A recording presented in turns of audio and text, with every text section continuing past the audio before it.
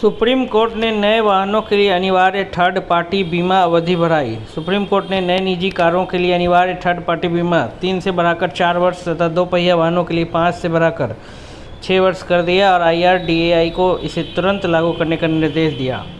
TRAI ने call quality निगरानी के लिए माई कॉल ऐप का नया संस्करण लॉन्च किया। TRAI ने 1 to 5 star rating, automatic feedback, signal test और इंटरैक्टिव मैप जैसी सुविधाओं वाला नया माई कॉल ऐप लॉन्च किया।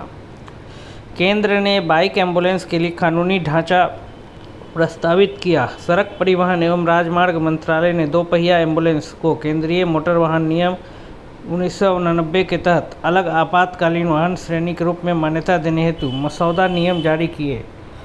भारत ने 2031-32 तक 874 गीगावाट बिजली क्षमता का लक्ष्य रखा। भारत ने वर्ष 2031-32 तक 874 गीगावाट स्थापित विद्युत क्षमता प्राप्त करने तथा ऊर्जा अवसंरचना को मजबूत करने की योजना प्रस्तुत की।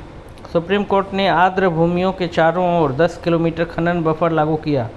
सुप्रीम कोर्ट ने सभी अधिसूचित वेटलैंड संरक्षण क्षेत्रों के आसपास 10 किलोमीटर खनन प्रतिबंध क्षेत्र लागू करने का निर्देश दिया। FCRA संशोधन विधेयक 2026 में विदेशी फंडिंग पर कड़े प्रावधान प्रस्तावित विधेयक में विदेशी अंशदान प्राप्त करने वाले संगठनों के लिए सख्त अनुपालन नामित प्राधिकरण और अधिक निगरानी का प्रावधान किया गया है। सुप्रीम कोर्ट ने डिजिटल अरेस्ट घोटालों पर सख्त कार्रवाई के निर्देश दिए। सुप्रीम कोर्ट ने RBI को म्यूल बैंक खातों के लिए SOP तैयार करने तथा पूरे देश में साइबर शिकायत निवारण प्रणाली और E0 FIR लागू करने के निर्देश दिए। केरल ने AI आधारित सुशासन सुधार शुरू किए। केरल सरकार ने प्रशासन को आधुनिक, पारदर्शी और नागरिक केंद्रित बनाने के लिए कृत्रिम बुद्धिमत्ता आधारित व्यापक शासन सुधारों की शुरुआत की।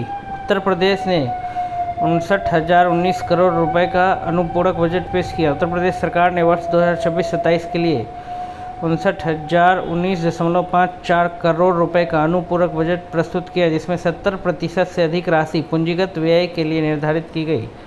महाराष्ट्र ने एनालॉग पनीर पर 1 वर्ष का प्रतिबंध लगाया। महाराष्ट्र सरकार ने 30 जुलाई 2026 से 1 वर्ष के लिए एनालॉग पनीर के निर्माण, बिक्री, भंडारण और वितरण पर प्रतिबंध लगा दिया।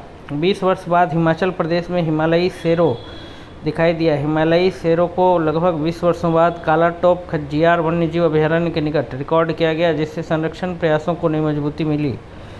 नाउरू ने जलवायु वित्त पोषित गोल्डन पासपोर्ट योजना शुरू की। रिपब्लिक ऑफ नाउरू पूर्व में नाउरू ने जलवायु अनुकूलन परियोजनाओं के वित्त पोषण के लिए economic and climate resilience citizenship program ECRCP शुरू किया।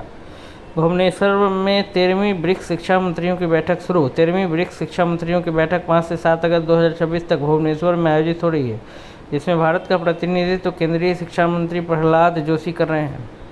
बैंकर्स बुक्स एविडेंस विधेयक 2026 को डिजिटल बैंकिंग रिकॉर्ड्स की कानूनी मान्यता। बैंकर्स बुक्स एविडेंस विधेयक 2026 वर्ष 1891 के कानून का स्थान लेकर इलेक्ट्रॉनिक बैंकिंग रिकॉर्ड्स को न्यायालय में वैध साक्ष्य के रूप में मान्यता प्रदान करेगा। सरकार ने चुनिंदा UPI लेनदेन पर MDR लागू करने का प्रस्ताव रखा। वित्त मंत्रालय ने बड़े व्यापारियों के चयनित UPI लेनदेन पर मर्चेंट डिस्काउंट रेट MDR लागू करने का प्रस्ताव रखा, ताकि डिजिटल भुगतान प्रणाली को अधिक टिकाऊ बनाया जा सके। RBI ने रेपो दर 5.25% पर यथावत रखी।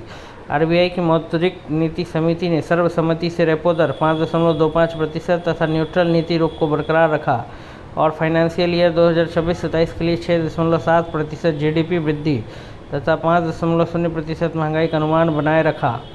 सरकार ने LIC में 6.5% हिस्सेदारी बेचने के लिए OFS लॉन्च किया। भारत सरकार ने 382 रुपये प्रति शेयर के फ्लोर प्राइस पर LIC की 6.5% तक हिस्सेदारी बेचने के लिए OFS जारी किया, जिससे लगभग 31,400 करोड़ रुपये जुटाने और सार्वजनिक हिस्सेदारी बढ़ाने का लक्ष्य है।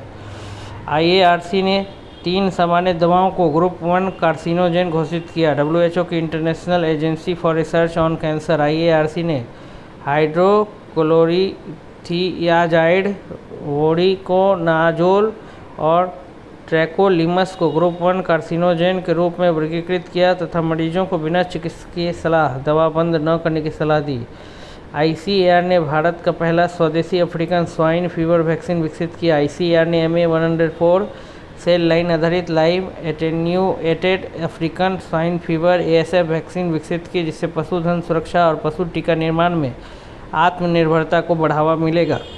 ICAR ने अरहर का भारत का पहला पूर्ण T2T जीनोम विकसित किया। ICAR ने अरहर पिजनपी की आशा किस्म का भारत का पहला पूर्ण telomere to telomere T2T reference genome विकसित किया, जिससे जलवायु सहिष्णु एवं अधिक उपज देने वाली दालों को नई किस्मों के विकास में तेजी आएगी। पूर्व मुख्य न्यायाधीश MS लिबरहान का 87 वर्ष की आयु में निधन। बाबरी मस्जिद विध्वंस की जांच करने वाले लिबरहान आयोग के अध्यक्ष और पूर्व मुख्य न्यायाधीश MS लिबरहान का 2 अगस्त 2026 को 87 वर्ष की आयु में निधन हो गया। वरिष्ठ अभिनेता प्रदीप रावत का 74 वर्ष की आयु में निधन। महाभारत, सरफरोश, लगान, गजनी, द हीरो, ग्रैंड मस्ती, सिंह इज ब्लिंग और छावा जैसी फिल्मों के लिए प्रसिद्ध वरिष्ठ अभिनेता प्रदीप रावत का 4 अगस्त 2026 को 74 वर्ष की आयु में रक्त कैंसर के कारण निधन हो गया।